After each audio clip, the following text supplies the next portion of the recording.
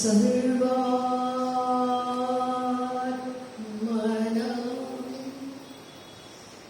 प्रपन्ना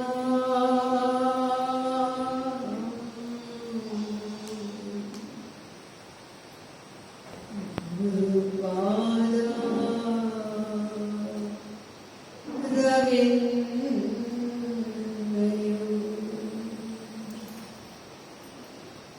तस्य प्रेरणया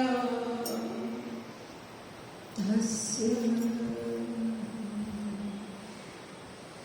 दिव्यादेशं वदाम्यहम्।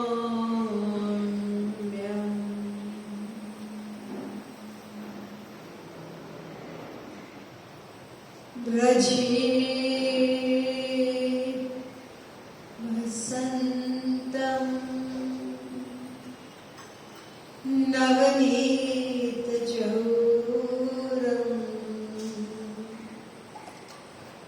गोपाङ्गनानां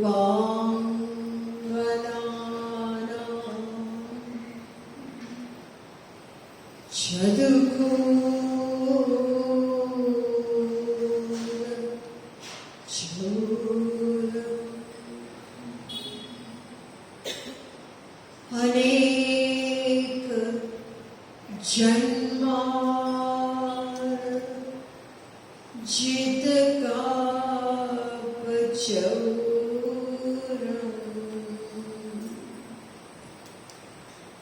चूराग्रगण्यं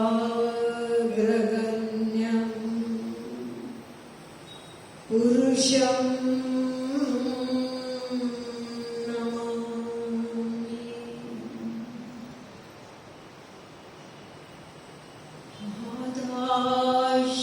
आदाश्रितानां तु समस्तचौरम्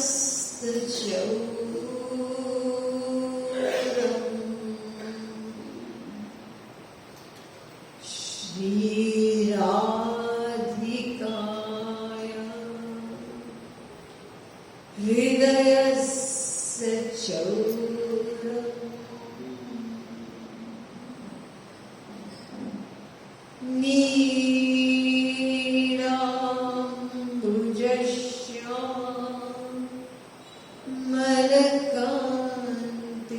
नीलाम्बुजश्यामलकान्तिचौरम्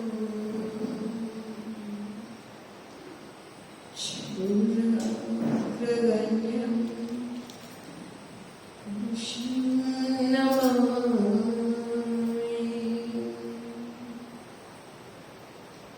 नमः कमलनाभाय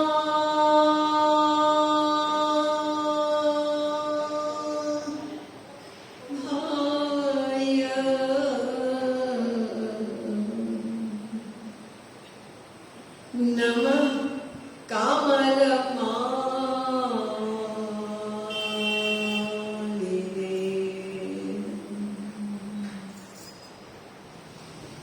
नमः कमलपादाय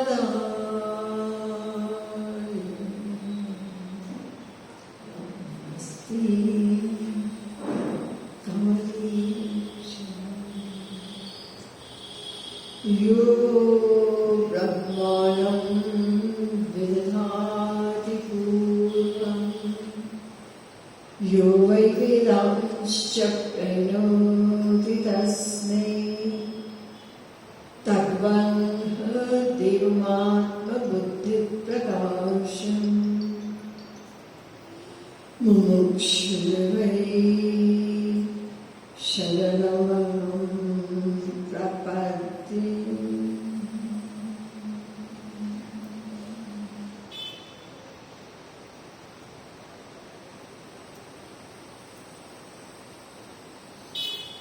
ब्रह्म जीव माया तत्व जिज्ञासु महानुभाव। तो इसलिए भगवान नाम संकीर्तन कर लेंगे, उसके बाद विषय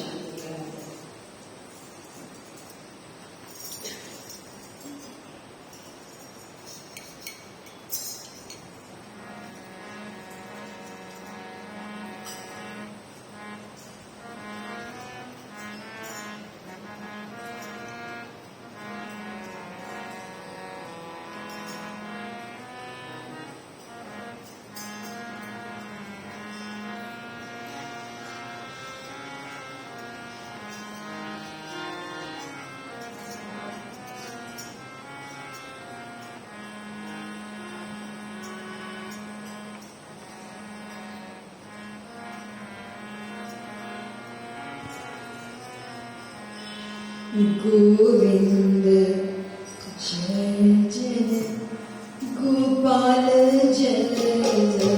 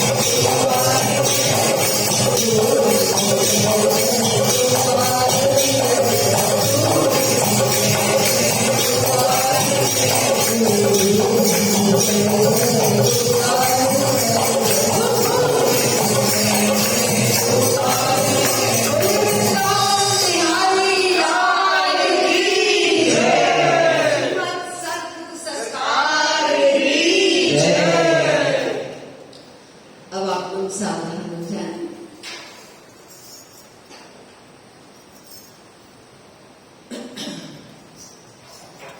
सर्वोपनिषदु गाओ गोपा, सर्वोपनिषदु गाओ दुग्धा गोपाल नंदन पार्थ वत्स सुधीर्मूर्ता दुग्धाम गीतामृतम महान। इस गीता के महात्म्य श्लोक में ही बताया कि उपनिषद का सार है ये भगवत गीता, कंडेंस फॉर्म सारे उपनिषदों का। और इसी की बात को स्वामी विवेकानंद ने लिखा, that the Gita consists of the choicest flowers of spiritual truths drawn from the Upanishads. यानी सबसे सुंदर चुन चुन के उपनिषदों में से एक बूके बन गया ये आपके लिए, ये भगवत गीता है। तो भगवत गीता का प्रारंभ अर्जुन के अज्ञान से होता है।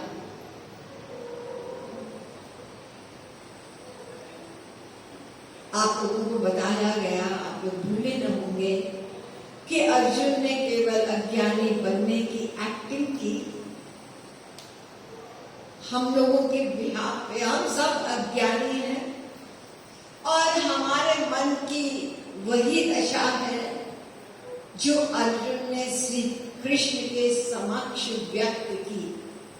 भ्रामति वच मे मनः शोक संविघ्न मानसः।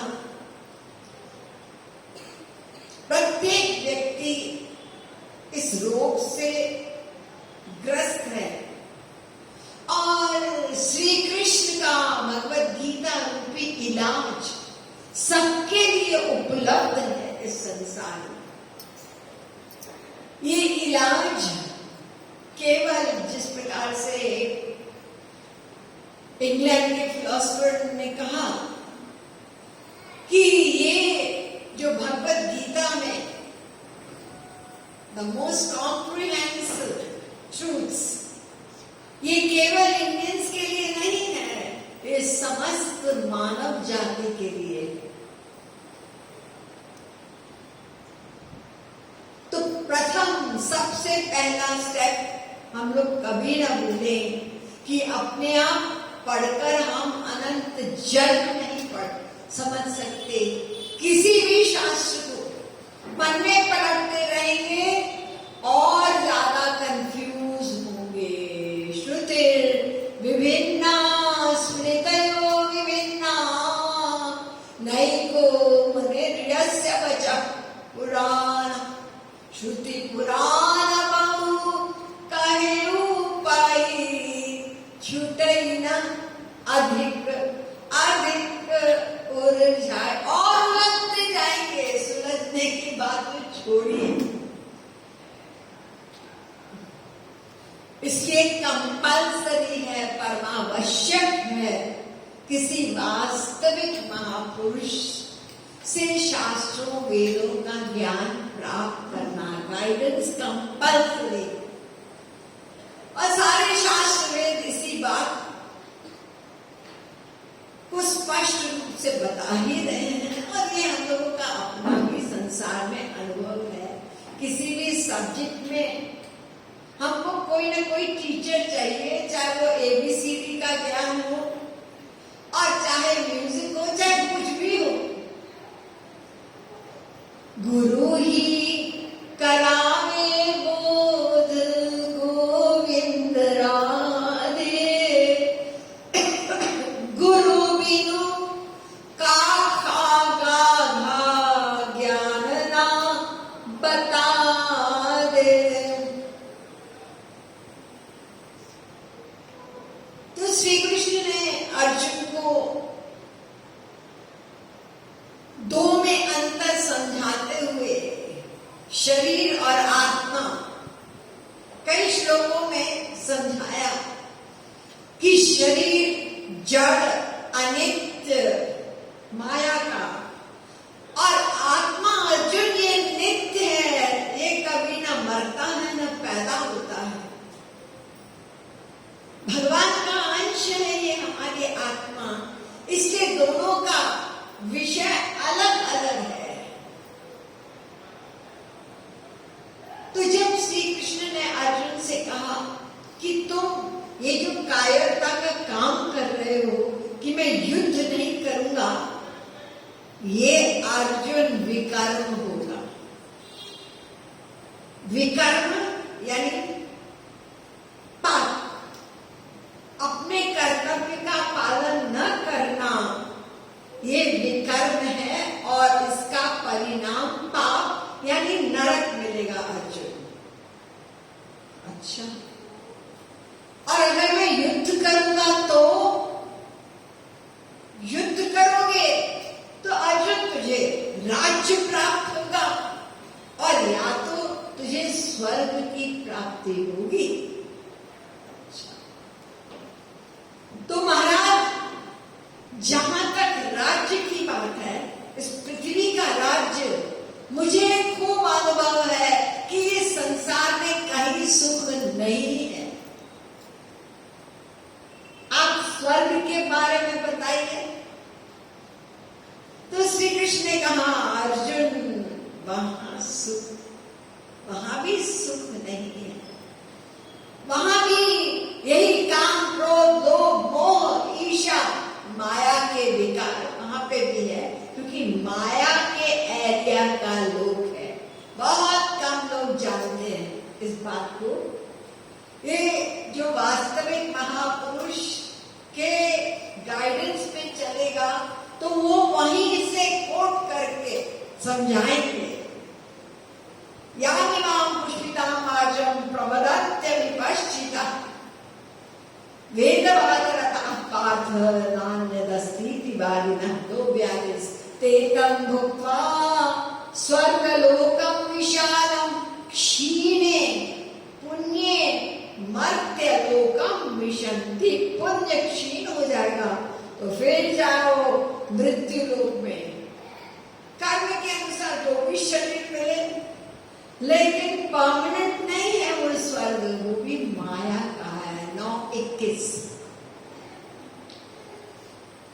तो आप कह रहे हैं कि कर्म न करने का परिणाम नरक, और कर्म करना वो भी बंधन है। यानी एक तो A क्लास की जेल है स्वर्ग, A क्लास की, और ये संसार ये B क्लास की जेल है, और नरक C क्लास की जेल है। मुझे जेल नहीं चाहिए, ये आपको ही स्वर्ग मुबारक हो महाराज, मुझे नहीं चाहिए। मुझे इस 84 से निकलना है, इस शोक से, इस अशांति से, इसका रास्ता बताइए। श्री कृष्ण ने सोचा, बड़ा समझदार है मेरा शिष्य, बेवकूफ नहीं है। या ठीक है स्वर्ग दे दो, बहुत बड़ा वहां पे सुख है, ना ये सब नहीं चाहिए मुझे। तो श्री कृष्ण का क्या ठीक है अर्जुन, तो तुम ऐसा करो कि तुम कुछ ना करो। ये रहस्य मैं वाक्य श्री महाराज जी ने समझाया कि कुछ नहीं करने से सब कुछ मिलेगा और सब कुछ करने से कुछ नहीं मिलेगा। तो ये कुछ नहीं करना क्या है? भगवत गीता का अकर्म। अभी आपने विकर्म सुना और कर्म है अपनी ड्यूटी का पालन, वर्णाश्रम धर्म का पालन, जो मैं पिछले 2 दिनों से बता रही हूँ। ये शारीरिक धर्म। और अकर्म है, इसको कर्मयोग भी कहते हैं। इसमें क्या है? 2 चीज, एक कर्म और एक योग।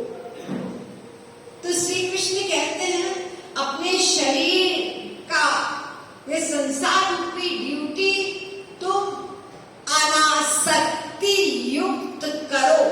ये कर्म हो गया, या युद्ध जो है ना, युद्ध करना। और योग, योग का मतलब मिलन। हमारे यहाँ ये योगा शब्द तो इतना पॉपुलर, योग को लोग योगा योगा करते हैं। और योगा भी क्या होता है? बस 4 चीज, यानी ये व्यायाम और प्राणायाम, ये सब योगा में ले लेते हैं। और ध्यान, धारणा, समाधि, ये असली योग है। और ये क्या है? संयोगो योग इत्युक्तो जीवात्मा परमात्मनो। जीवात्मा का परमात्मा से मिलन, योग। योग मतलब मिलन होता है। तो जीवात्मा का परमात्मा से मिलन, ये योग। और कर्म है संसार की ड्यूटी। और ये ड्यूटी कैसे हो? अनासक्ति युक्त। तो 2 धर्म हो गए ना, शरीर का धर्म, ये टेम्परेरी, इसको शारीरिक धर्म कह लीजिए। और एक आत्मा का धर्म है, ये भागवत धर्म। और ये सब के लिए एक है।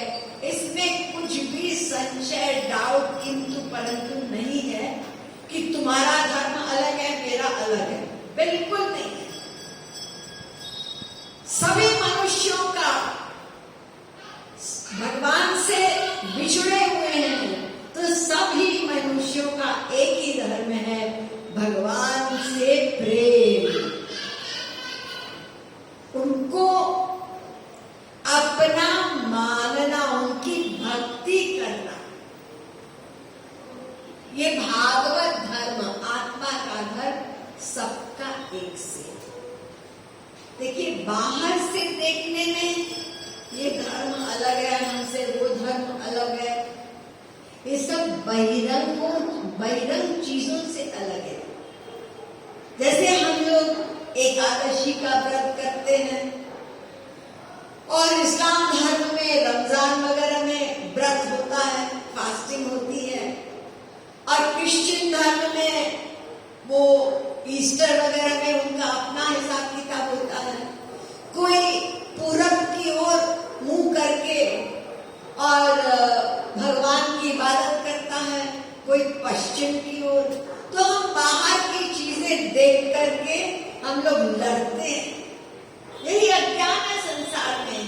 You are different from me, हमारा धर्म अलग है, तुम्हारा धर्म अलग है। ये सबसे बड़ी अज्ञानता है।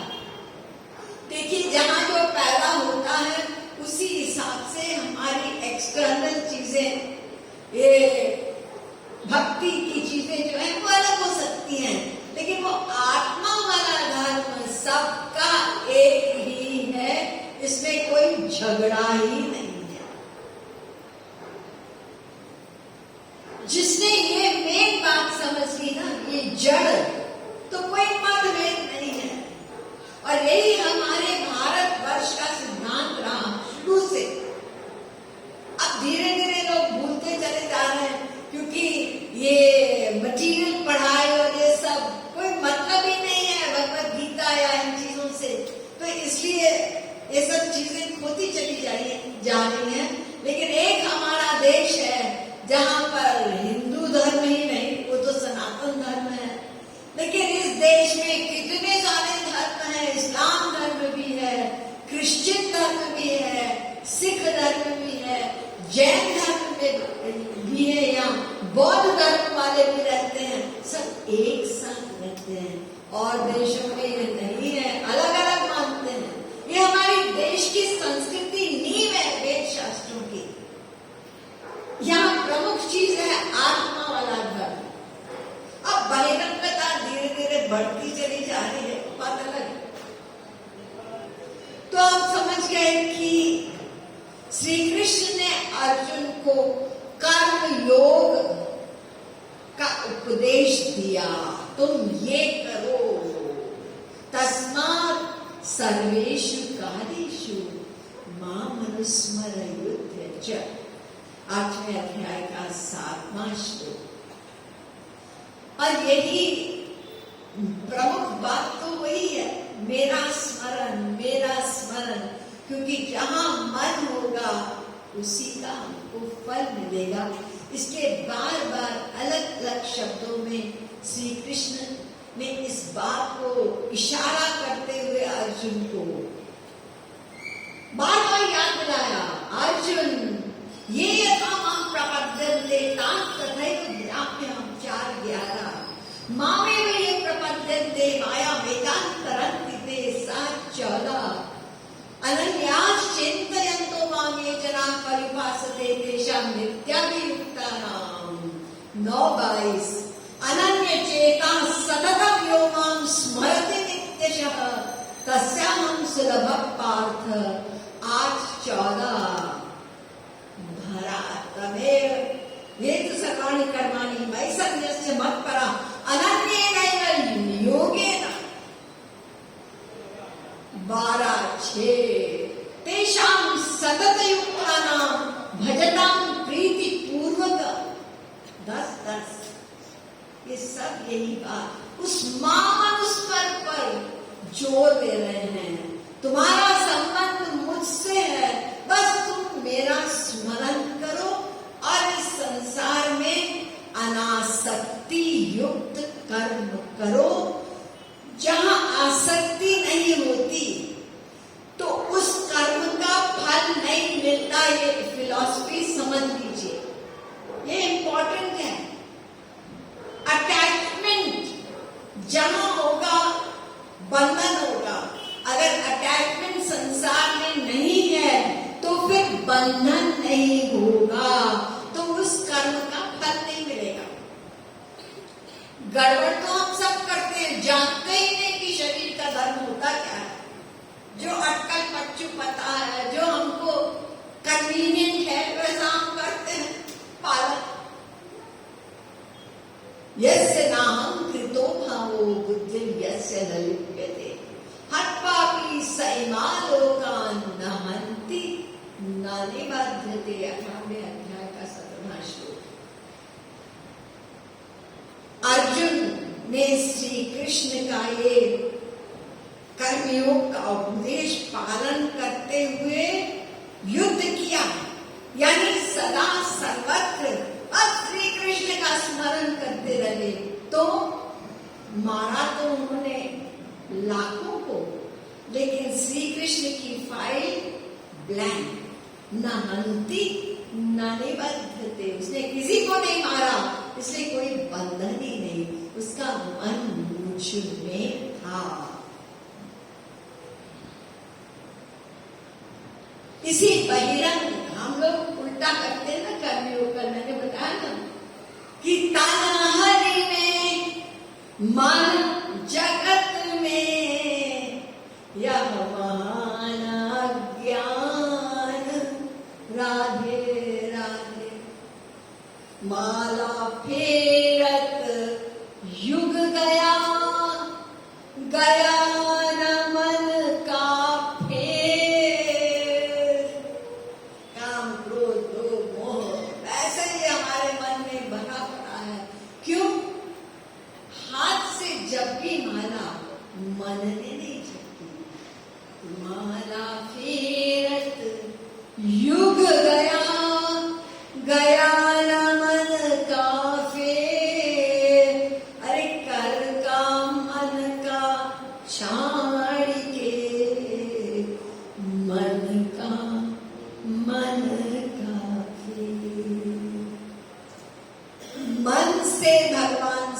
संबंधी साधना करो, कुछ भी करो, मन उसको लगाना होगा।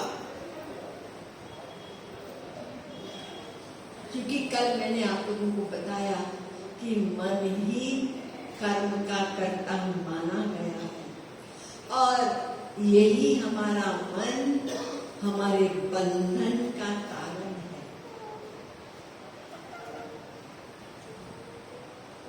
तो संसार में अनासक्ति युक्त कर्म बड़ा कठिन लगता है। हमारी तो बहुत अटैचमेंट है संसार में, ठीक है ना? तो संसार में अटैचमेंट क्यों है? देखिए, हमारी गाड़ी यहीं पर अटकी हुई है। भगवान तो भीतर बैठे हैं हमारे इंतजार में। ईश्वर सर्वभूतानां हृदयेषु तिष्ठति, 18वें अध्याय का 61वां श्लोक। अरे उनको पाने में कोई मेहनत नहीं है, भीतर बैठे हैं, बस इसी को रियलाइज कर लो। सारी मेहनत है इस संसार से मन को हटाने में, यही गाड़ी अटकी हुई। क्योंकि हमने संसार का असली स्वरूप नहीं समझा। हम लोग इस संसार में सुख की आशा किए बैठे हुए हैं। अभी मिला, बस जरा ये हो जाए, जरा वो हो जाए, बस बस बस। यानी अनंत जन्म बीत गए इसी प्लानिंग प्रैक्टिस में कि सुख मिले, लेकिन सुख वो कैसा मिला? वो क्षणिक, जैसे श्री महाराज जी ने राधा गोविंद गीत में लिखा ना, जग का है सुख ऐसा गोविंद राजे, शिशु पिए अंगूठा जो धोखा बता रे। छोटे से बच्चे को कितना अंगूठा पीना छोड़ता नहीं है, छुड़वाने की कोशिश करते हैं, उसको कुछ मिलता उसमें, नकली सुख मिलता है। जब भूख लगती है तो फिर रो देता है, चाहे वो आप डमी डाल दो मुंह में, वो चूसता रहेगा, लेकिन कब तक? जब तक वो पेट बोलने लगा, भूख से तो भूख नहीं मिट्टी में। और अनंत जन्म हम इस संसार रूपी वो डमी को पीते चले आए हैं। थोड़ा सुख मिला फिर गया, बस जरा अभी इसी चक्कर में। तो सारी दौड़ इस तरह है। और महापुरुष आते हैं और कहते हैं, देखो तुमको सुख चाहिए ना, हाँ हाँ हाँ सुख भी तो चाहिए हमको, तुम रॉन्ग डायरेक्शन में जा रहे हो, गलत डायरेक्शन है ये। यहाँ तुमको सुख अनंत जन्म मिलने वाला नहीं है, तुमको धोखा है। तो हमको कहते हैं गलत साइड में जाते हो, जा रहे हो, और हम क्या कहते हैं? तुम्हारा दिमाग खराब है। हम उनकी मजाक बनाते हैं संतों की, कि वो हमको कहते हैं ये साइड नहीं है, तो देखते नहीं हो सारी भीड़ इधर जा रही है और 2-4 गिने पागल इधर जा रहे हैं और आप कहते हो इधर सुख है। तो हमने उन्हीं को पागल घोषित कर दिया, उन्हीं को की मजाक बना दी कि ये हमको गलत साइड में लेके जा रहे हैं, और इसी बात को अनंत जन्म महाभारत में श्लोक है, मतलब संक्षेप में, अभी डिटेल में जा नहीं सकते। अगर किसी के अंदर ये सुन करके ये अंदर से प्रेरणा है कि हम कुछ करें, इस गीता को केवल सुने ना, केवल इसको पढ़े ना, हम इसको प्रैक्टिकल उतारें, तो फिर प्रेरणा सिद्धांत जिनके पास है आप पढ़ लीजिए, उसमें संसार का चैप्टर है पूरा। हम लोग संसार में रहते हैं लेकिन इसको नहीं जानते, तो हमारी आंख खोलते हैं तब समझ में आया, हाँ बात तो ठीक है, ऐसा ही होता है, ऐसा ही होता है। तो पढ़ लेंगे तो समझ में आएगा कि हम किस भ्रम में पड़े हुए हैं, इल्यूजन। जैसे रेगिस्तान में होता है ना, प्यासा पानी के लिए तड़पता है और तड़पते दूर से वो जो चमकती हुई बालू, वो सूरज की किरणें जब पड़ती है ना उस बालू पर, ऐसे लगता है कि पानी है, तो दौड़ता है वो प्यासा, वो हिरण दौड़ती है पानी के लिए। और जैसे जैसे वो आगे जाती है, अरे नहीं उधर है, उधर है, उधर है, तो भागते भागते वो बेचारी हिरण थक के गिर के वहीं खत्म हो जाती है। पानी नहीं मिला, उसको समझ में नहीं आया कि ये मृग तृष्णा है। जग का है सुख ऐसा गोविंद राजे, मृग चलहित मृग प्राण गवा दे। तो इस श्लोक में आया है सर्वे क्षयांता निजया। संसार में आपके पास जो कुछ है, कोठी, कार, पैसा, सब कुछ एक दिन ये छिन जाएगा, ये नष्ट होगा, बिल्कुल होगा, कोई साथ नहीं ले जाएगा। महात्मा बुद्ध अपने शिष्यों को एग्जाम्पल देके समझाते थे। शायद ये चीज आप लोगों ने, कुछ लोगों ने देखी होगी। समुद्र के किनारे पर माँ बाप जाते हैं या बच्चे जाते हैं उनको लेकर के, तो बच्चे क्या करते हैं, वहां पे मिट्टी के, रेत के घर बनाते हैं। बड़ा मजा आता है, यानी हमने घर बना लिया, वो रेत ऐसी है कि उसको आप मोड़ करके घर बना सकते हैं। तो बच्चे अपना अपना रेत का घर बनाते हैं, अब बना करके और उसमें बाउंड्री भी लगा लेते हैं, ये मेरा घर है। और उसके बाद अपना नाम भी लिख लेंगे, मेरा, ये मेरा है। दूसरा बच्चा अपना नाम लिखता है। और अगर गलती से एक बच्चे ने दूसरे बच्चे के घर पर कहीं कोने में भी पैर रख लिया, लड़ाई हो जाती है। तो ये अपना अपना रेत का घर बनाने में मगन है।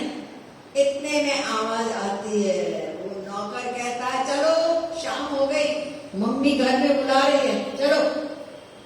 अब वो बच्चे क्या करते हैं, वही जो रेत के उन्होंने स्वयं घर बनाए हैं ना, उसी पर कूद कूद के, और उनको रेत में, वो भी मजा आता है उनको, देखो हमने अपना घर बना करके, कोई और न ले ले, हम अपना गिरा करके फिर क्या होते हैं, सारी वो मिट्टी फिर से एक होती है, सारी सीमाएं खत्म, सब एक हो गया। तो महात्मा बुद्ध कहते थे शिष्यों से कि संसार में भी सबका यही हाल है। ये रेत के मकान बना बना के, अरे एक एक फुट जमीन के लिए लड़ाइयां होती हैं, कोर्ट में केस जाते हैं, दो भाई आपस में लड़ रहे हैं। तो ये घर बना बना कर सब चले जाते हैं।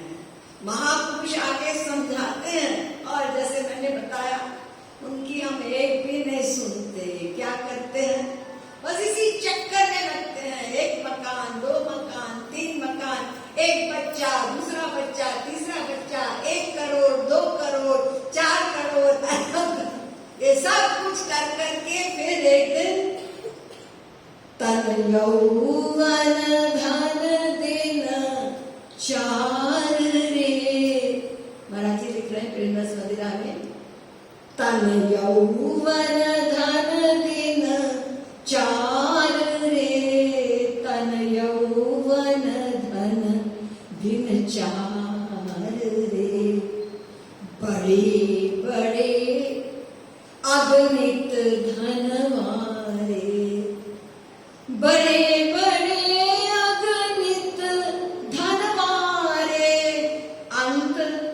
चलत सब झाड़ रे, तन यौवन धन दिन चार रे, बड़े बड़े सुंदर तन मारे, बड़े बड़े सुंदर तन मारे, अंत भय जरी छार रे। क्या होता है, जला दिया जाता है ना शरीर को, चाहे कितना सुंदर हो, मिस वर्ल्ड हो, कोई भी हो, तो सब एक राख हो जाता है।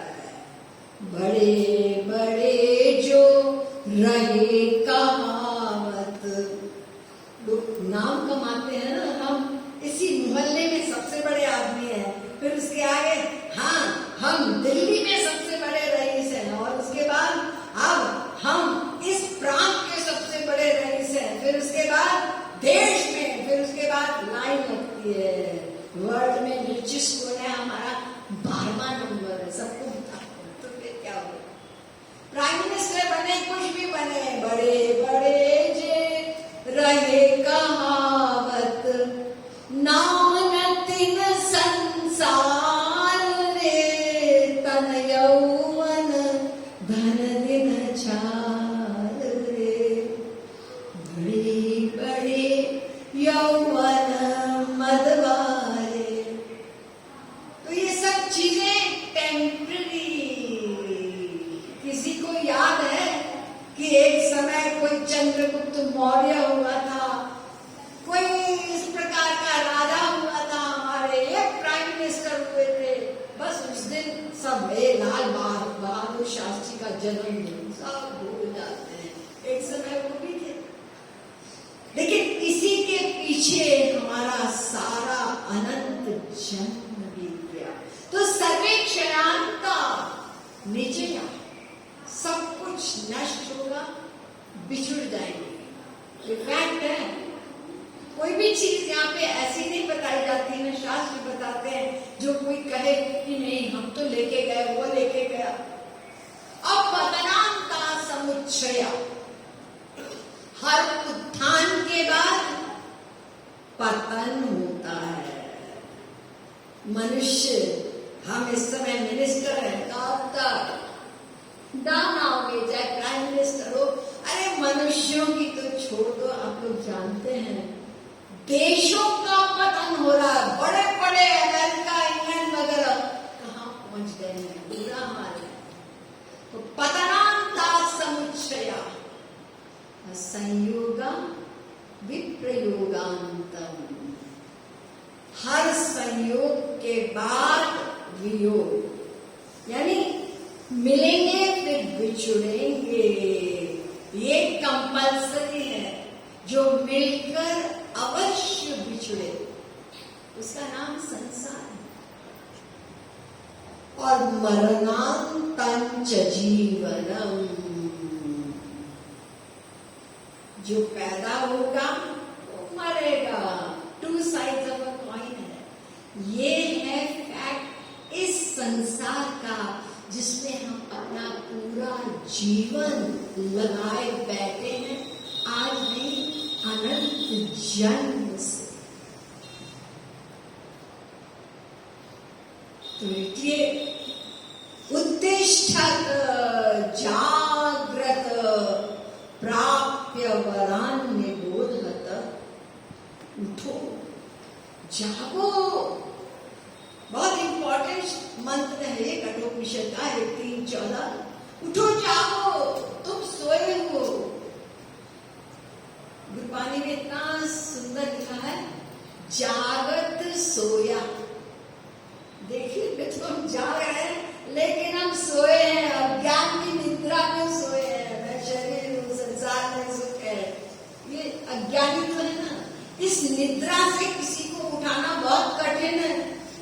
रात को सोते हैं, अलार्म जगा देगा, बीवी जगा देगी, उठो जाना है, टाइम हो गया, काम पे जाना है।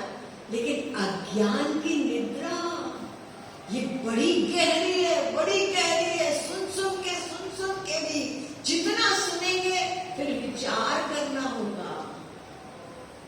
श्रोतव्यो मंतव्यो निधिध्यासितव्यो मैत्रेयी। सुनने से बहुत सुन चुके हैं, जो सुना है उस पर उसका मनन रिविजन करेगा, फिर उसके बाद डिसीजन लोगे तब काम बनेगा। नहीं तो सुनते रहेंगे वहीं के वहीं चौरास्ते पे बेचारा जीव खड़ा होगा। तू उत्तिष्ठत जागृत प्राप्य वरान निबोधत। जल्दी से किसी वास्तविक महापुरुष की शरण में जाकर के और अपने लक्ष्य को प्राप्त कर लो उनकी गाइडेंस में। ये संसार बार बार बताया जा रहा है, केवल शरीर के लिए भगवान ने बनाया। आवश्यकता है ये रोटी कपड़ा और मकान, लेकिन यहाँ पर सुख नाम की चीज नहीं है जो हम खोज रहे हैं।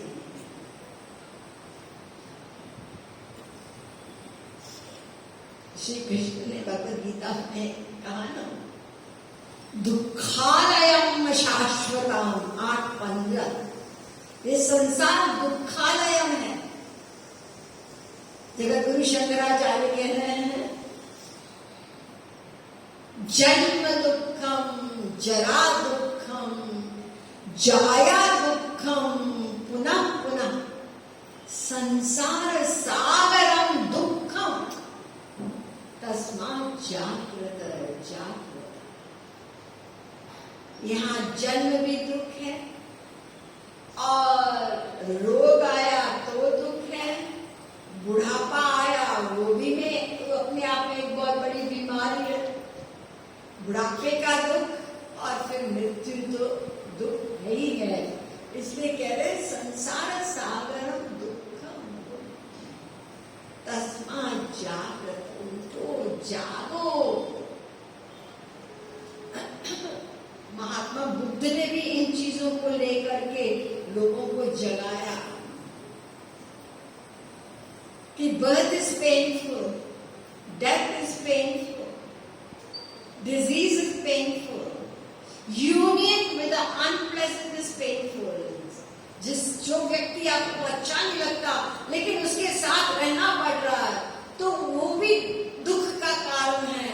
एंड जो आपको प्रिय लगता है उससे बिछुड़ जाना ये भी दुख का कारण है।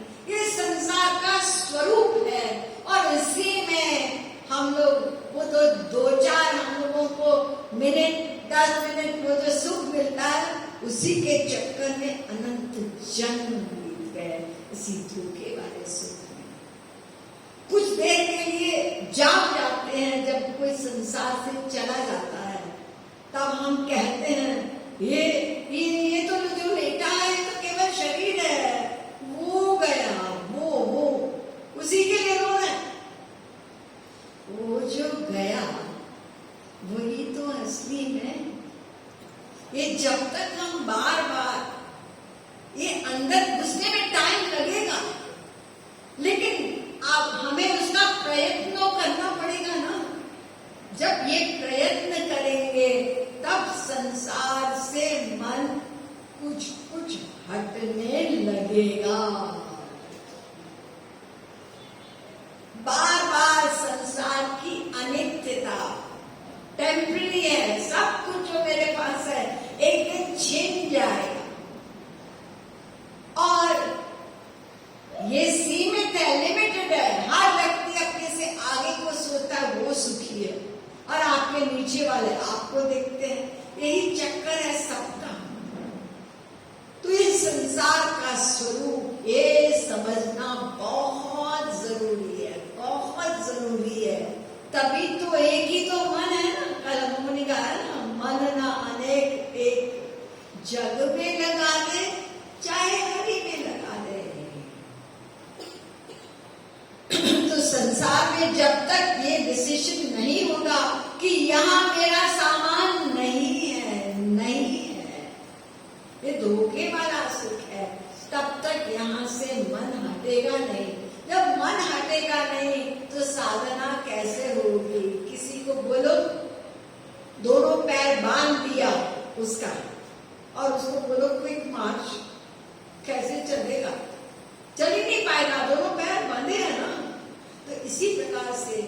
संसार में ये मन हमारा बंधा हुआ अटैच्ड है, तो किस मन से उधर हम साधना करेंगे, श्री कृष्ण का चिंतन करेंगे? जब तक यहाँ से हटेगा नहीं, हटने के लिए समझना पड़ेगा जहां हमने लगाया वहां पर मेरी आत्मा का यहाँ सुख नहीं। एक एक अनमोल मोती कुछ जो हमने कल गाए थे ना, वो महाराज जी के 11,111 राधा गोविंद गीत, ये ग्रंथ है। उन्होंने सारे शास्त्रों का जो कुछ संस्कृत में लिखा है ना, हम लोग नहीं समझ सकते, उन्होंने सरल हिंदी में करके, यही गीता के कितने उन्होंने, अभी तो थोड़े से रखे थे हमने, वो सब कुछ हमको उन्होंने समझाया ताकि हम इसका चिंतन करें। आपने कल गाया ना कि ये संसार धर्मशाला है। क्या था लाइन? क्योंकि धर्मशाला संबंधी महाराज जी ने बहुत लाइन बनाई है।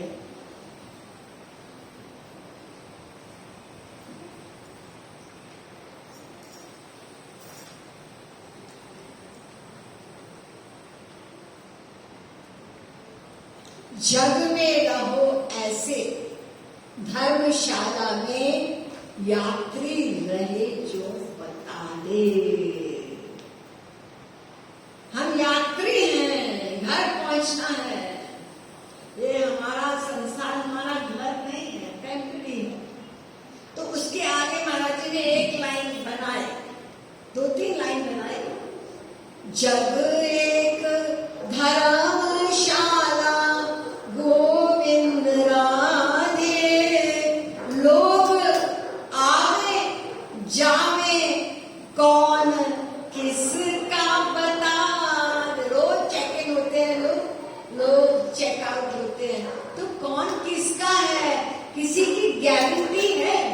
कोई माँ गारंटी बच्चे को दे सकती है कि मैं पूरी उम्र तुम्हारी देखभाल करूंगी? अरे बच्चा पैदा हुआ, माँ चली गई, अब कौन देखेगा? कोई भी देखे, हमारा समय आ गया, हमें जाना है। तो लोग आवे जावे कौन किसका बता दे। धर्मशाला को ही निज गोविंद राधे, घर मान लेना मूर्खता बता दे। किसी होटल में आप रहे 4 दिन और कहने लगे ये होटल मेरा है, मूर्खता है ना? ये तो तुम कुछ दिन के लिए आए हो, तुमने डिपॉजिट दी है, ये तुम्हारा घर नहीं है। तो ये संसार भी ऐसा है, ये तुम्हारा घर नहीं है। ये सारे फैक्ट्स हैं, लेकिन हम लोग नशे में जी रहे हैं। बहुत से लोग जब किसी संत के पास जाते हैं और एक चल पड़ा तेजी से भगवान की ओर, तो हम लोग कहते हैं इस संत ने कोई जादू किया, हिप्नोटिज्म किया। अरे ऐसे अगर हिप्नोटिज्म हो सबके ऊपर, फैक्ट क्या है कि हम लोग ऑलरेडी माया में हिप्नोटाइज है। वो क्या करते हैं? वो हमको डी हिप्नोटाइज करते हैं। जिस संसार में हम रहते हैं उसको खोल के बताते हैं, समझाते हैं, ये फैक्ट है। हाँ, ऐसा तो हमने अनुभव किया था कि हमने एक दिन स्त्री पति ने एक दूसरे से वादा किया था, साथ जिएंगे साथ मरेंगे, हम तुम्हारे बिना रह नहीं सकते। और उसके बाद कुछ दिन बाद ये शब्द आए, हम तुम्हारे, I can not live with you, I can not live without you, I can not live with you. ये क्या हो गया, क्यों हो गया, ये नहीं समझ में आता। तो वो सारी चीज एक एक चीज समझाते हैं, तब हमको समझ में आती है कि ये जो कुछ हो रहा है ऐसा नहीं। तो हम क्या करते हैं, यहाँ से तो उधर पकड़ लो, उधर छूट गया तो उधर पकड़ लो, बस इसी संसार में ही हम घूमते ही रहेंगे। तो जब तक संसार के स्वरूप पर विचार नहीं करेंगे तो भले गीता का पाठ किया करें हम, ये अनासक्ति युक्त संसार में कर्म आगे और भी बताएंगे कि हम लोग इसमें बहुत अभ्यासित हैं, प्रैक्टिस्ड हैं हम लोग। ऐसे नहीं कि कोई नई चीज बताई जा रही है, सब जीवन में ऐसा करते हैं। कब ये बताया जाएगा, लेकिन एट प्रेजेंट इतना समझना है कि ये संसार क्या है और इसमें हमारा मैं का सुख है कि नहीं। तो अब ये कर्म योग हुआ।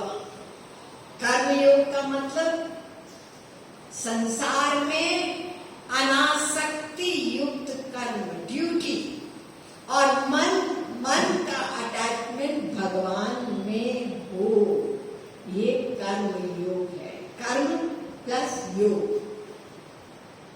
एक चीज और है, कर्म योग का परिणाम क्या है? भगवान की प्राप्ति, कृष्णानंद की प्राप्ति, ये कर्म योग का परिणाम। विकर्म का परिणाम मैंने बताया ना, नरक।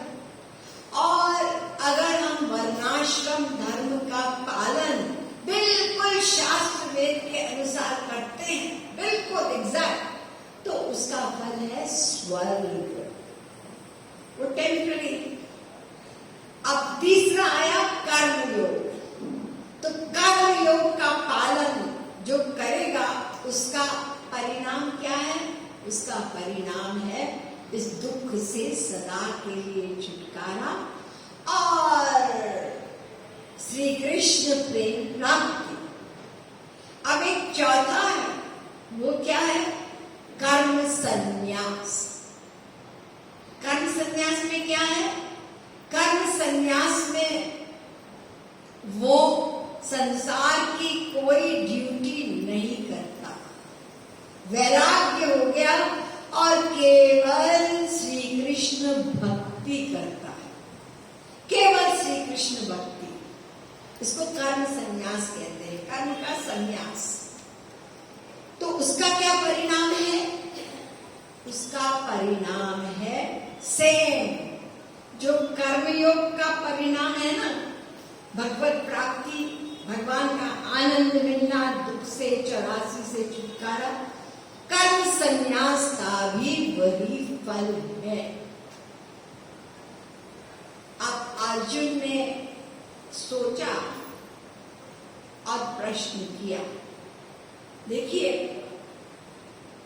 गुरुजी आप कह रहे हैं कि कर्म योग और कर्म संन्यास दोनों का फल एक ही है ना, तो फिर मैं कर्म के चक्कर में पड़ूं क्यों?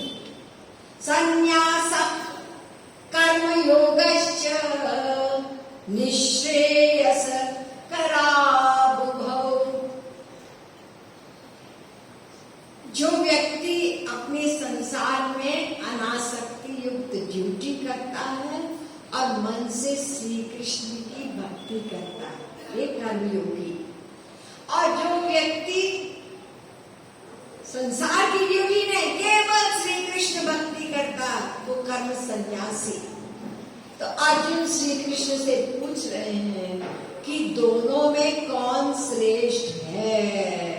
मैं तो चाहता हूं कि ये चक्कर में न पड़ूं, कर्म संन्यासी। पहले मैंने कहा ना, मुझे युद्ध नहीं करना।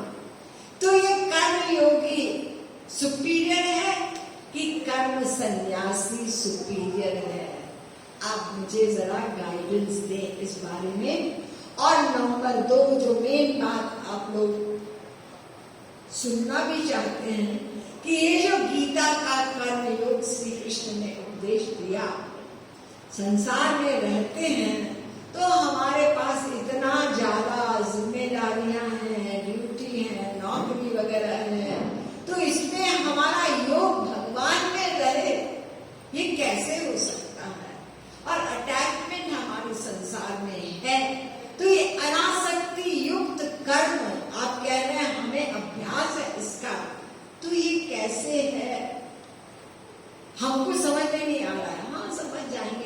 जब आपको आपके ही जीवन के एग्जाम्पल दिए जाएंगे तब आपको समझ में आएगा, लेकिन इसके लिए फिर आज नहीं कल बताया जाएगा।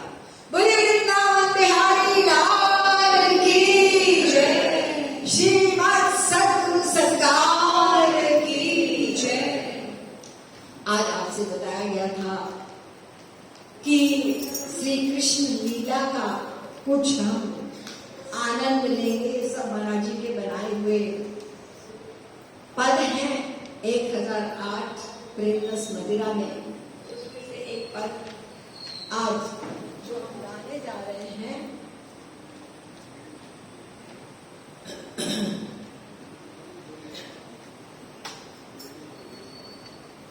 तो आप सबको पेपर ले लीजिएगा, फिर उसको बताते हुए और आगे गाएंगे हम।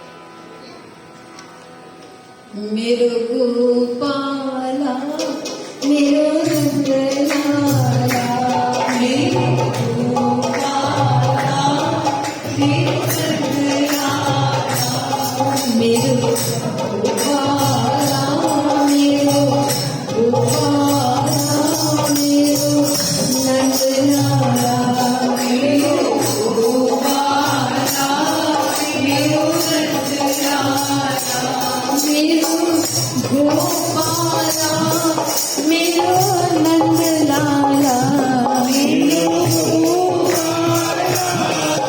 मेरो नंदलाला, मेरो गोपाला मेरो नंदलाला, मेरो गोपाला मेरो नंदलाला, मेरो गोपाला मेरो नंदलाला,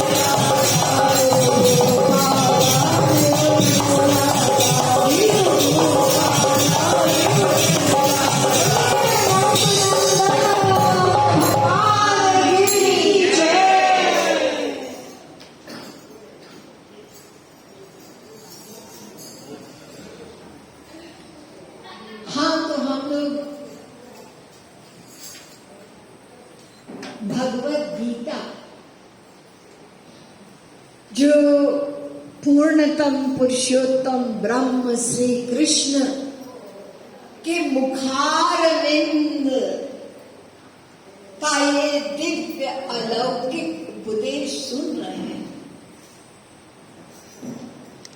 लेकिन वही हमारे गीता सुनाने वाले श्री कृष्ण, जिनको अर्जुन ने गुरु रूप में स्वीकार किया, वो उनकी जो दूसरी साइड है वो क्या है कि वो चोरी करते हैं। बताइए, एक तो गीता सुनाने वाले और एक तरफ चोर घोषित किए गए। चोर जार शिखामणि, ये हमारे भागवत वगैरह में शब्द आया है। शिखामणि मतलब नेता है, वो साधारण चोर नहीं है, चोरों में नेता है। तो यहाँ पर इसी प्रकार की एक लीला का वर्णन श्री महाराज जी ने किया है प्रेमरस मदिरा में। एक सखी दूसरे सखी से कहती है कि अरे सखी, तुझे पता है वो नंद का छोरा जो है ना, जिसके पीछे पीछे तू घूमती है, वो तो चोरी करने लगा है। करन लागे मोहन अब चोरी, करन लागे मोहन अब चोरी, करन लागे मोहन अब चोरी, करन लागे मोहन अब चोरी। परम स्वतंत्र नंदन का परम स्वतंत्र नंदन का सो अब सो हर चोरी, अब सो हर चोरी, करन लागे मोहन अब चोरी, करन लागे मोहन अब चोरी, करन लागे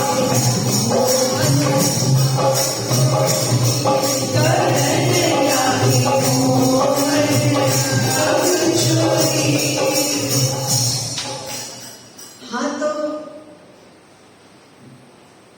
आज संसार में जो नास्तिक समाज है, या जिन लोगों को श्री कृष्ण लीला का कुछ ज्ञान नहीं है, भगवान कौन है, श्री कृष्ण ने यद्यपि गीता में भी कह दिया, जन्म कर्म च मे दिव्य, अर्जुन मेरा जन्म भी दिव्य है और मेरा कर्म भी दिव्य है। इसका जो रहस्य जान लेता है ना, वो इस संसार से, इस भवाडंडी से सदा के लिए मुक्त हो जाता है। लेकिन फिर भी संसार के लोग, मटीरियल बुद्धि है ना, गड़बड़ है, तो भगवान के वर्ग में भी उंगली उठाते हैं। ये तुम्हारे भगवान जो हैं, हमने सुना है वो चोरी करते थे। तो फिर संसार में अगर कोई चोरी करता है और संसार में और भगवान श्री कृष्ण की कोई भक्ति करता है, तो फिर वो क्या सीखेगा? तुम्हारे भगवान तो चोरी करते थे और ये खुल्ला खुल्ला व्रत में सबको पता है। इसी प्रकार से गोपियों के पीछे पीछे चलते थे। अरे सखी, मैं तुम्हारा हूं, मुझसे प्यार कर ले। तो ये सब चीजें सुनकर लोग अपनी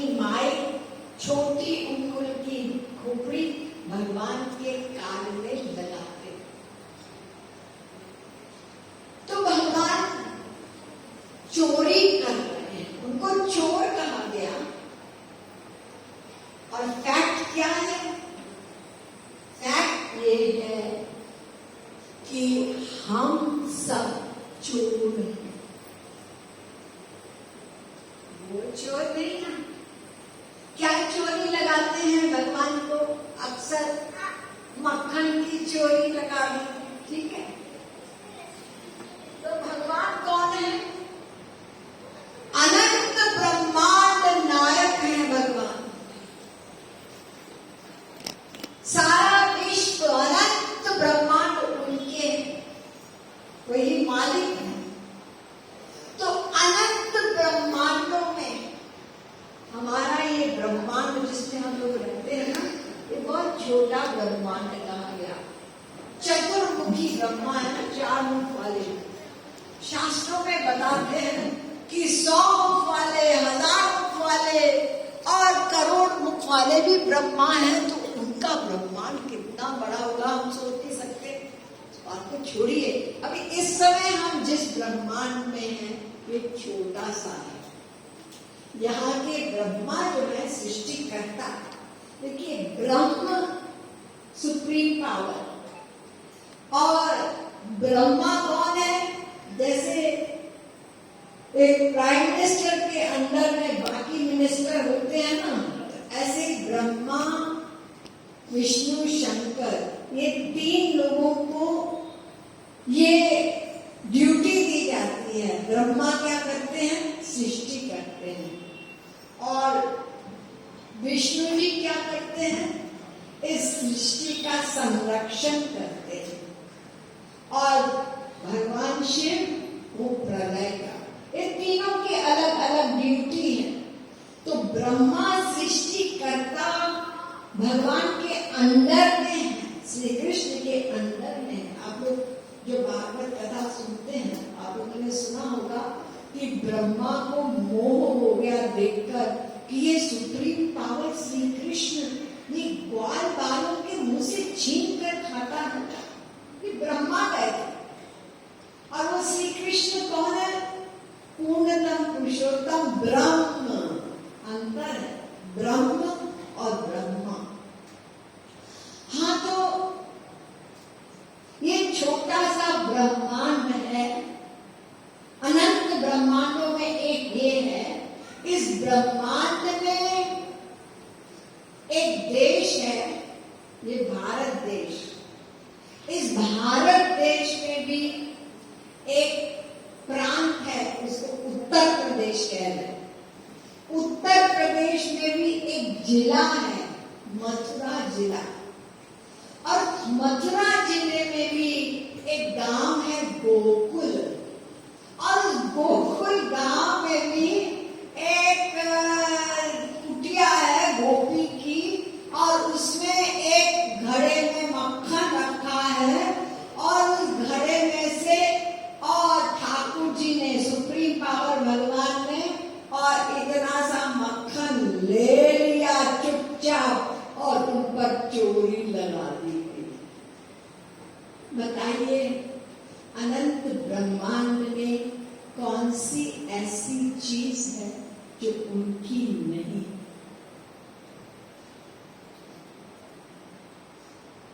सब कुछ उनका है। ये शरीर भी जिसको मेरा शरीर माने बैठे हैं ना, ये किसने दिया? ये माँ और बाप ने नहीं, गर्भ के अंदर वही था और उसी ने ही सारा कुछ बना दिया। वो स्थान है माँ के अंदर, शरीर के अंदर भगवान ने बनाया है कि जीव यहाँ पर इसी का जन्म मतलब शरीर बनेगा।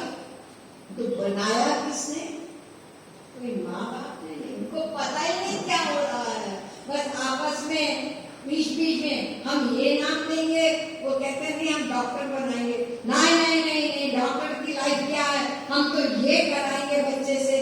तो दोनों का आपस में ये चलता है और अंदर क्या हो रहा है उनको कुछ नहीं पता। अभी इसका बच्चे का ये छोटे छोटे पैर बन रहे हैं, शरीर के अंदर ये हार्ट भी है, ये लंग भी है, कितने छोटे छोटे पार्ट्स। ये सारा कुछ कलाकारी किसने की? वही भीतर बैठकर चोरी चोरी सब कुछ कर रहा। तो ये शरीर भी उसका दिया हुआ है। इतना ही नहीं, हम जो श्वास ले रहे हैं, क्या हमें होश भी है? श्वास ले रहे हैं, मशीन उसने बना दी, हम अपना श्वास भी ले रहे हैं। हम खाना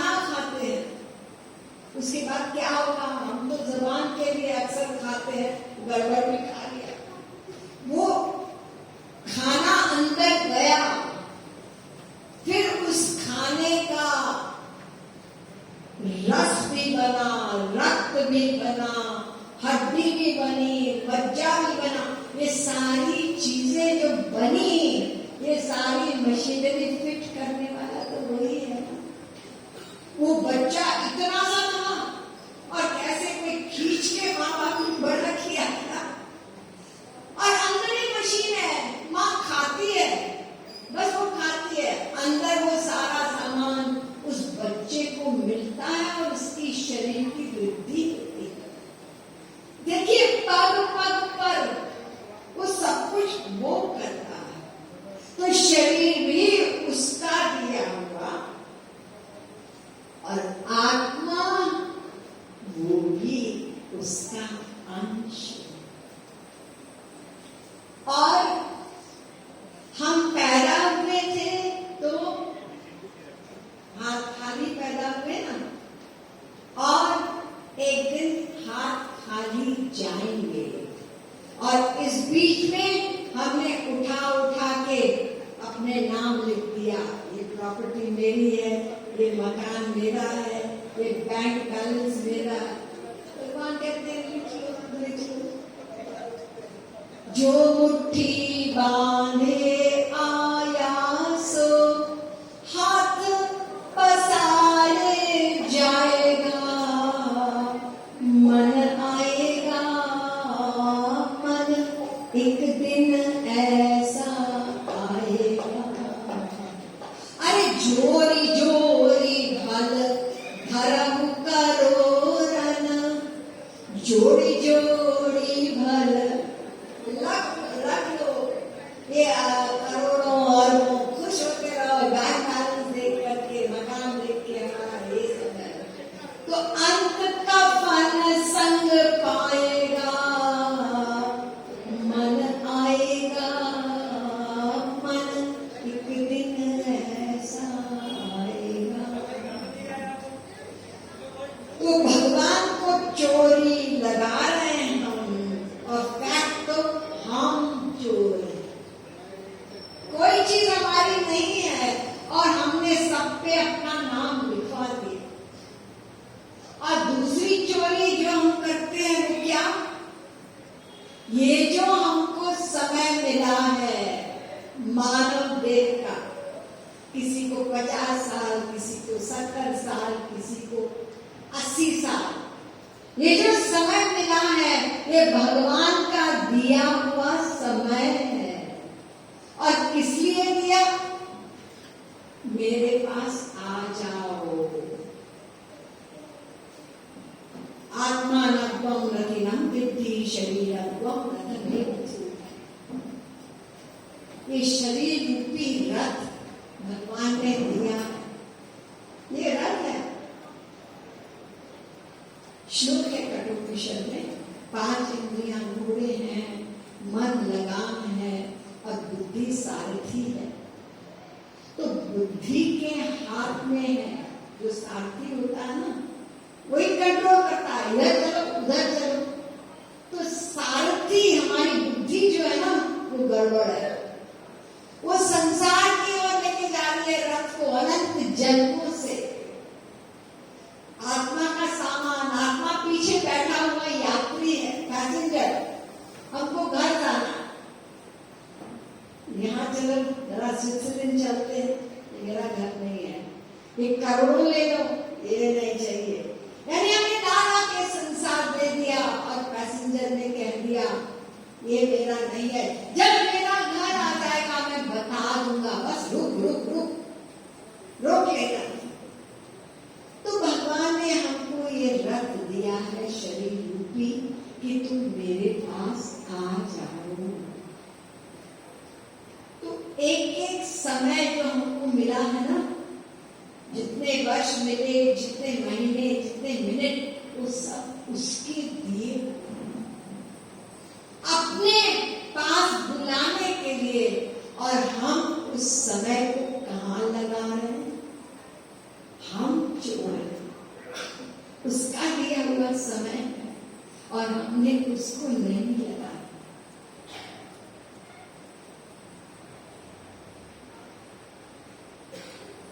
तो सही उपयोग नहीं किया, अगली बार तुमको रथ नहीं देंगे, जाओ। गोल्डन चांस दिया था। तो समय की चोरी भी हमने की। हमारे पास कुछ जरूरी चीजें जो हमको करना है, उसमें भी श्री महाराज जी ने 2-3 बातें समझाई कि किस प्रकार से हम वर्क करते करते वो कर्मयोग कर सकते हैं। लेकिन मेन बात तो यह है कि हमारे पास एक्स्ट्रा टाइम भी बहुत होता है समय समय पर, तो हमने उसका क्या उपयोग किया। तो चोर हम, बाइबल में मैंने कहीं पढ़ा है, the one who has stolen the time that God has given to him for his worship is a thief. Declare कर दिया कि जिसने उस समय का दुरुपयोग किया, यानी संसार में ही सारा समय लगा दिया, वो चोर है। तो देखिए, चोर तो श्री कृष्ण को घोषित कर रहा है संसार, और फैक्ट में तो हम सब चोर हैं। जो हम प्राइवेट सोचते हैं, बहुत सी बातें हम प्राइवेट सोचते हैं, किसी को नहीं पता।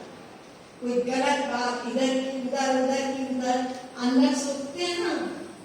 लेकिन ये जो हमने प्राइवेट बात सोची, ये भी चोरी है। वो तो बैठा बैठा नोट कर रहा है ना। हम लोग जो आस्तिक समाज वाले हैं, ये तो जानते हैं कि भगवान भीतर बैठ करके प्रत्येक आइडिया को नोट करता है।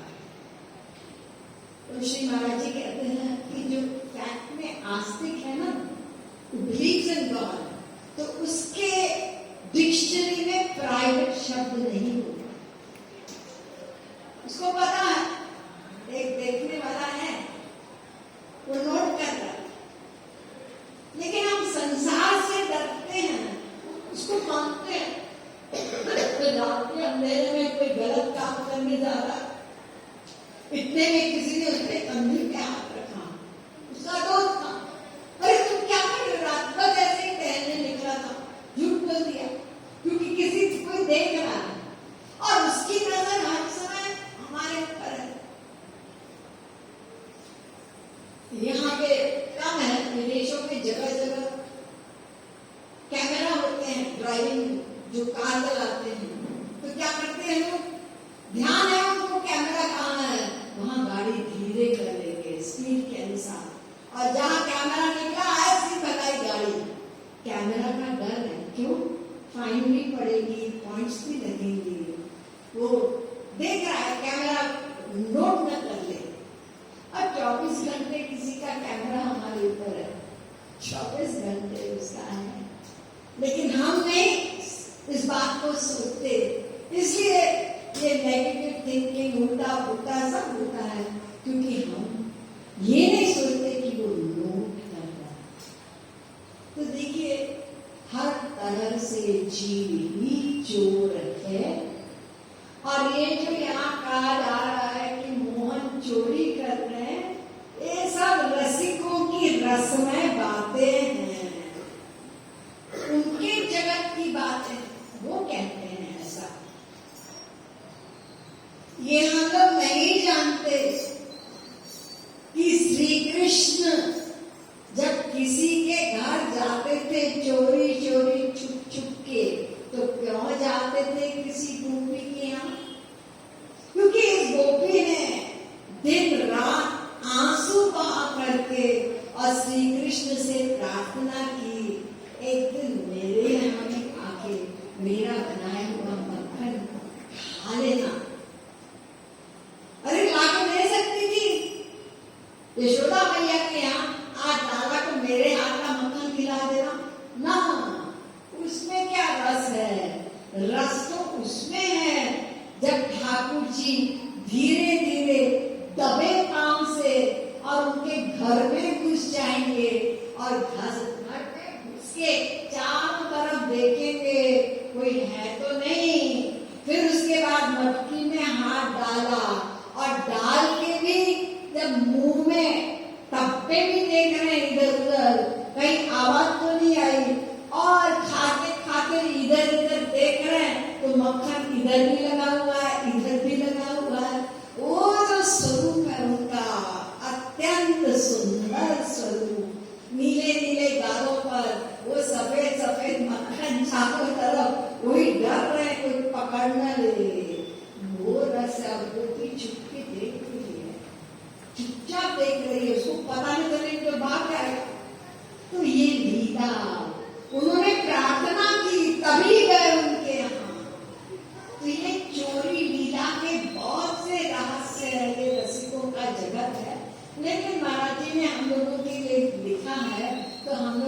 का भी रस लेते हैं और देखते हैं ये क्या हुआ, कैसे चोरी की और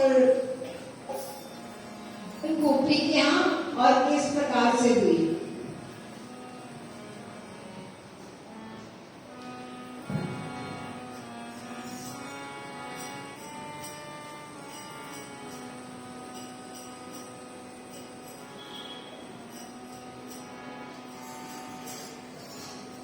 करन लगे मोहन अब चोरी, करन लगे मोहन अब चोरी, करन लगे मोहन अब चोरी, करन लगे मोहन अब चोरी।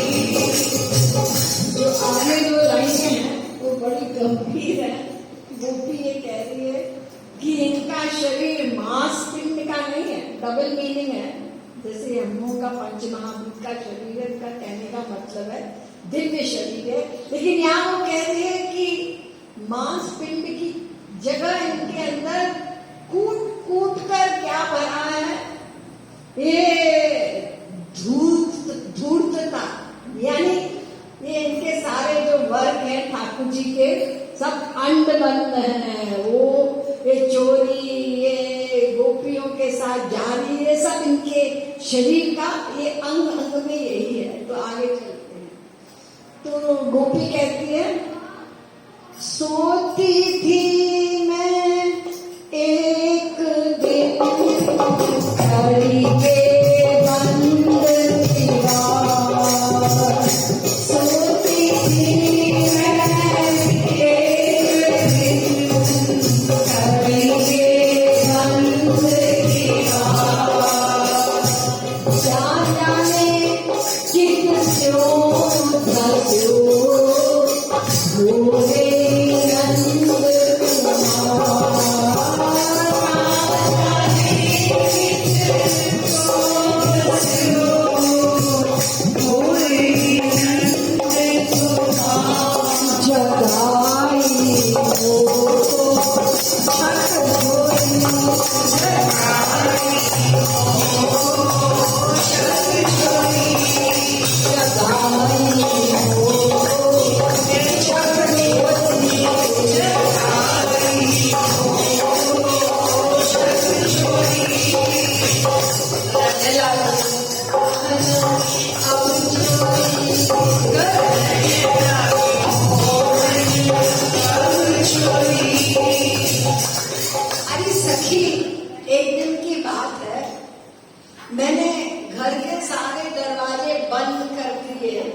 किवाड़ा बंद कर दिया, कुंडी भी लगा दी और मैं जाके सो गई।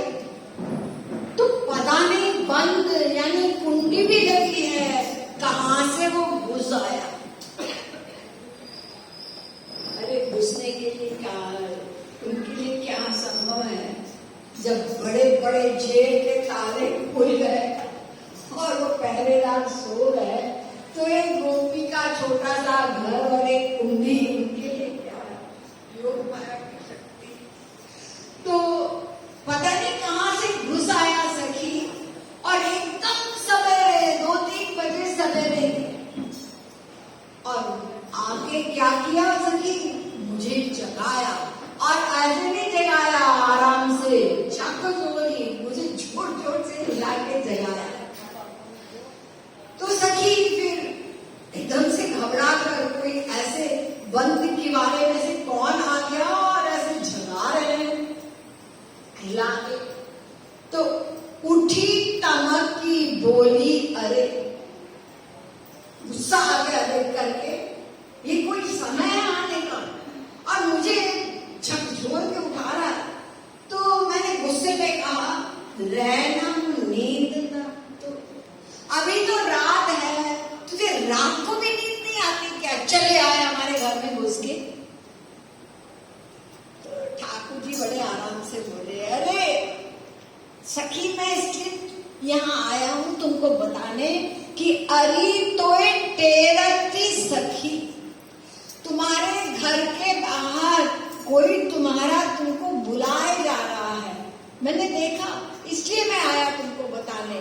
तो वहां कोई खड़े हुए, तुमको तुम्हारे द्वार पर कोई बुला रहा है, तो इसलिए जैसे मैंने सुना, अरे जाके देखूं कौन आया इस टाइम और मुझे बुला रहा है, बेचारे मुझे जगाने के लिए आए इसके लिए। तो करन लागे अब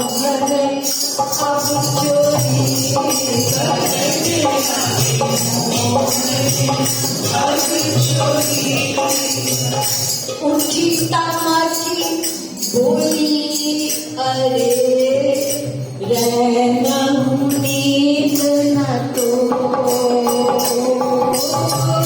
उठी तमाची बोली, अरे रहना उम्मीद न तो, अरे तो तेरा पी सखी हरी पौड़िया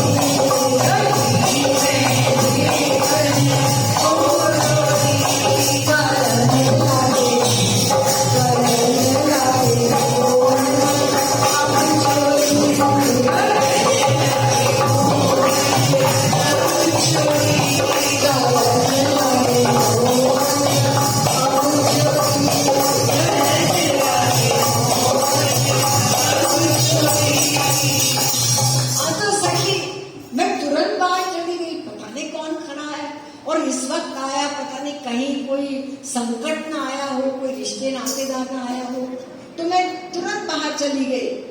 और फिर मैंने आवाज, कौन कौन है, आवाज देते ना, हेला बोलते हैं ब्रजभाषा में। तो बुला बुला के हेला देत उतै थकी, मैं आवाज देते देते थक गई, कोई भी नहीं, कहीं से भी कोई आवाज नहीं आ रही। तो फिर लखी न को बार, वहां पे तो कोई था ही नहीं, आवाज देते देते मैं थक गई। फिर मैंने सोचा चलो अंदर चलती हूँ। तो लखी इतै नवनीत हरी, खात धून कर डाल। ठाकुर जी को पता है कि ये बाहर जाएगी, आवाज देगी, कोई मिलेगा ही नहीं, अभी अंदर आ जाएगी। तो जितनी देर ये बाहर है मैं फटाफट मक्खन खा लूं। तो एक हाथ से नहीं खा रहे, दोनों हाथ भर भर के मुंह में डाल रहे हैं। तो ठाकुर जी ने दोनों हाथ से मक्खन निकाल निकाल के खा रहे हैं। और जैसे ही वो सखी आई अंदर, तो फिर क्या किया उन्होंने कहा अब तो ये आ गई है, अब तो मैं और खा नहीं सकता। तो फिर मटकी फोड़ दी। तो ना मुझे तो मिलेगा ही नहीं, ये आ गई है, इसको भी ना मिले, न खा न खाए दे अड़ाए दे। महाराज जी कहते हैं, गांव में बोला जाता कि खुद भी नहीं खाएंगे, खुद भी नहीं खाने देंगे, अड़ा, यानी नुकसान हो गया। तो मटकी ही फोड़ दी, जा तुझे भी नहीं मिलेगा। हाँ, तो हेला देत उतै थकी, लखी न को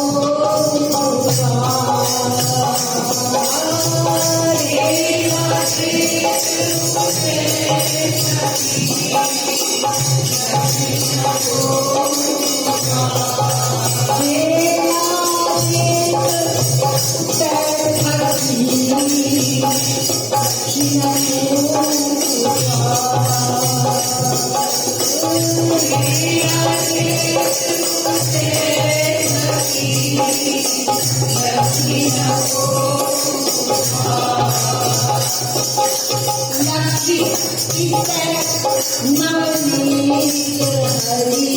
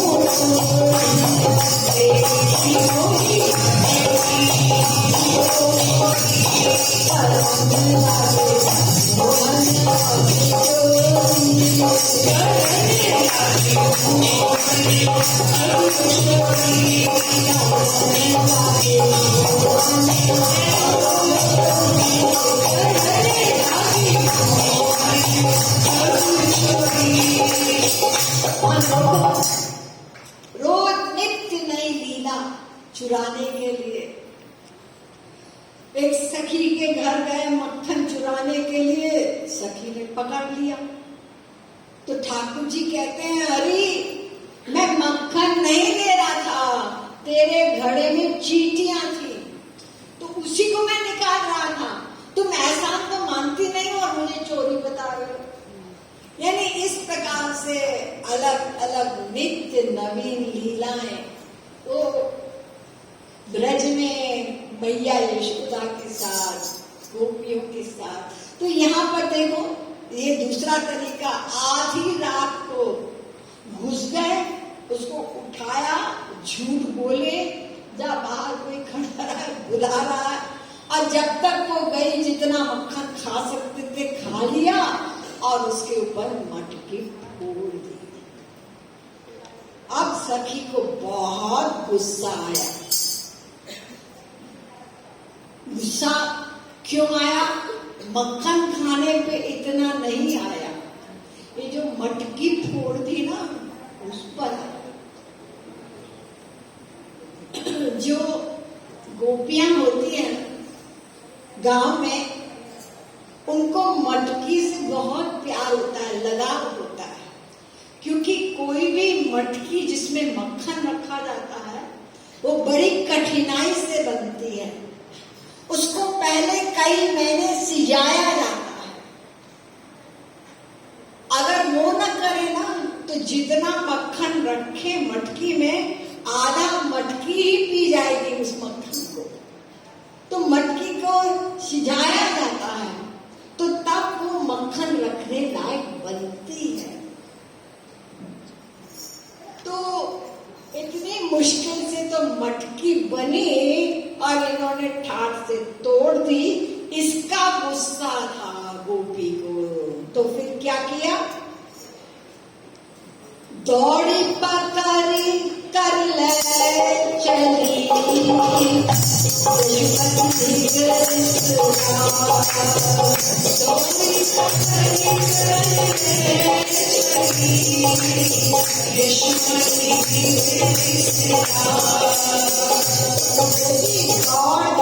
अच्छी मौका है, हर बार भाग जाता है, ग्वाल बाल साथ में होते हैं, वो अपना सब काम इनका हो जाता है, हम नहीं पकड़ पाते।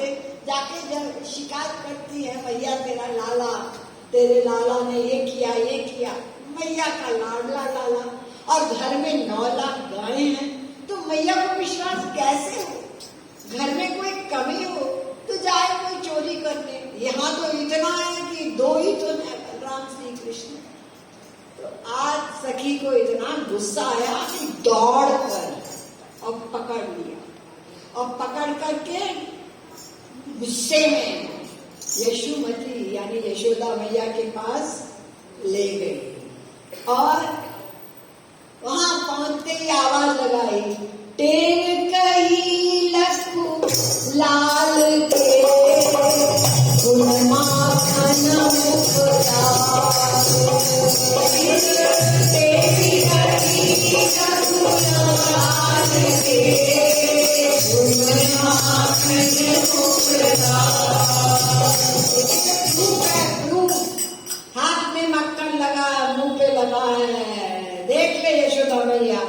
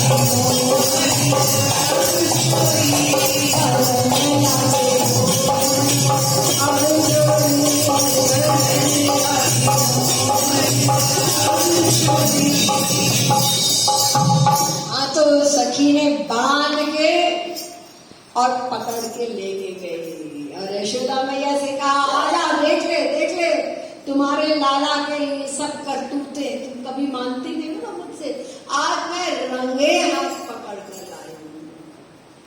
अब ठाकुर जी बुरे फंसे। अब क्या, गोपी ने बांध रखा है उसको, आज तो पिटेंगे। भैया के आगे ये सब प्रूफ है, अब मेरा क्या होगा। ठाकुर जी परेशान है। तो इतने में योग माया शक्ति आ गई अपने स्वामी को बचाने के लिए पिटने से। तो क्या हुआ, तो सखी शिकायत कर रही है, उसका मुंह है यशोदा की ओर और बांधे हुए लाला को है, लाला पीछे है। तो शिकायत कर रही है और मैया हंसी जा रही है। तो सखी को लगा ये हुआ क्या, ये मैया हंस क्यों रही है। मैंने लाला को बांधा है, पकड़ के लाई हूं और मक्खन मुंह पे लगा है, तो ये हंस रही है मुझे देख देख के। तो उसने सोचा क्यों हंस रही है, जरा पीछे मुड़ के देखा तो क्या देखा, ये जो रस्सी में बंधा था वो लाला नहीं था, उसी का पति खड़ा है।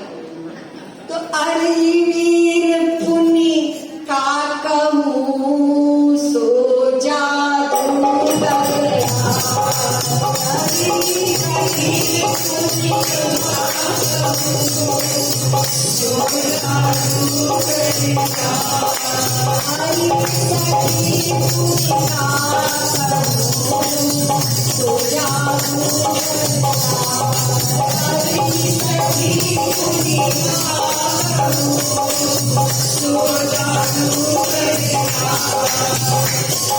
जादूगर ने क्या किया, यानी मेरी जगह मेरे पति का रूप धारण कर लिया।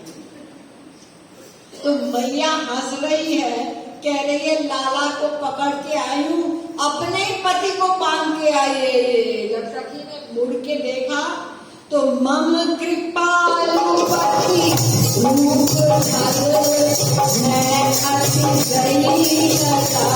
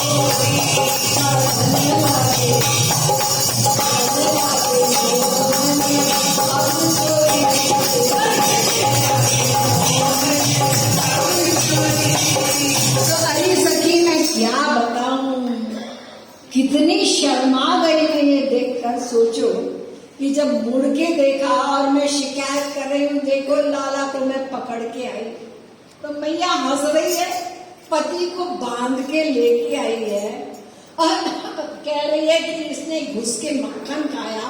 अरे पति का ही तो सब सामान है, अगर उसने मक्खन खा भी लिया तो क्यों बांध के उसको लेकर आई है।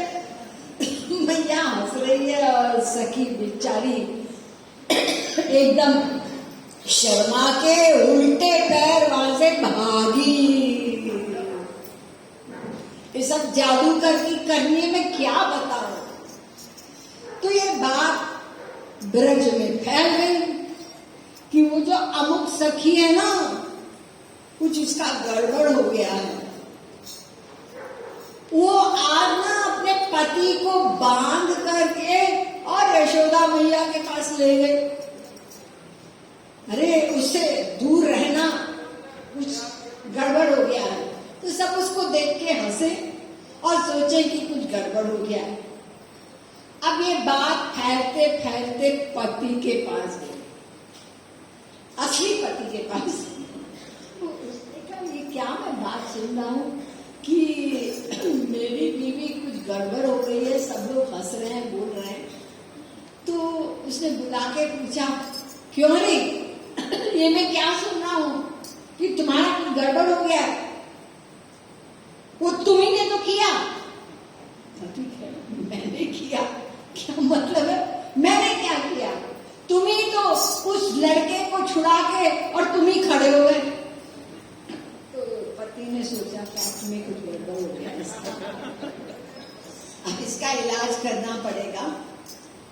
अब अपना जो भी था, उस समय के जमाने में कोई पागल खाने छोटी थे, लेकिन जड़ी बूटी देख के किसी तरह, अरे वो तो ठीक ही थी, गड़बड़ तो इन्होंने किया था। तो सखी अपना ठीक हो गई। तो ये सब वो ब्रज की लीलाएं, श्री कृष्ण की अनंत लीलाएं, रसमय लीलाएं हैं। और ये रसिकों का जगत है।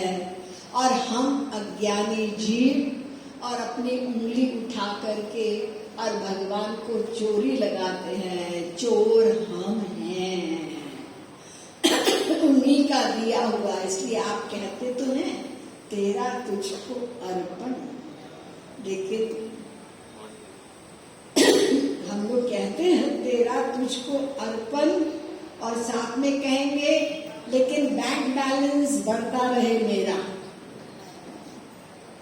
अर्पण कौन करता? अगर मानते तो फिर तो क्या बात थी, फिर तो समर्पण जो श्री कृष्ण गीता में कहने हैं, मामेकम शरणम व्रज, ये हमारा आगे बढ़ता। हमारे जादूगर सरदार, ओरे जादूगर श्याम तू बरोरे जादूगर, ओरे जादूगर श्याम तू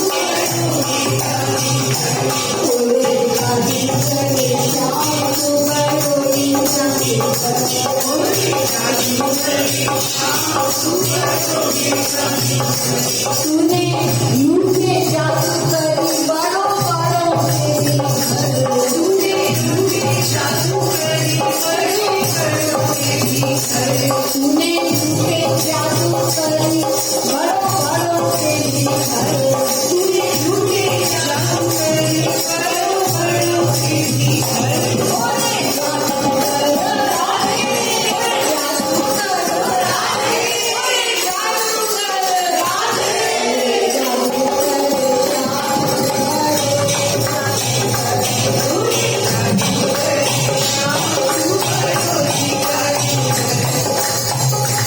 तूने लूटे पाप पुण्य घुसी जन्म कर, तूने लूटे पाप पुण्य घुसी जन्म कर, तूने लूटे पाप पुण्य घुसी जन्म कर, तूने लूटे पाप पुण्य घुसी जन्म कर।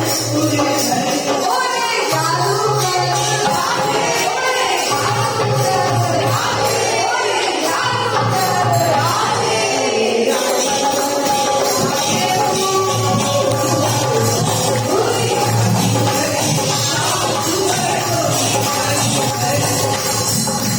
आप लोग घबराइए नहीं, आपका कुछ नहीं लूटेंगे।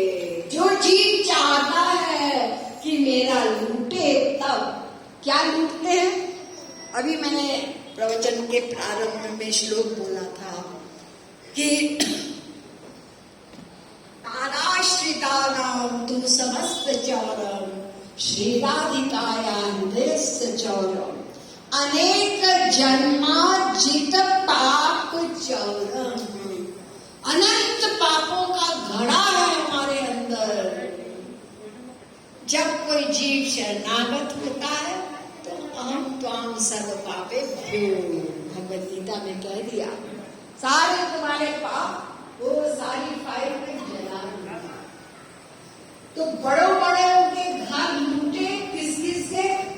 देखिए भगवान शंकर वो चले आए ब्रज में, हमें गोपी बनना है तब महाराज का रस मिलेगा। ये बड़े बड़े लोगों को लूटा, हम छोटे छोटे बैठे हुए हैं, हमको नहीं लूट सके।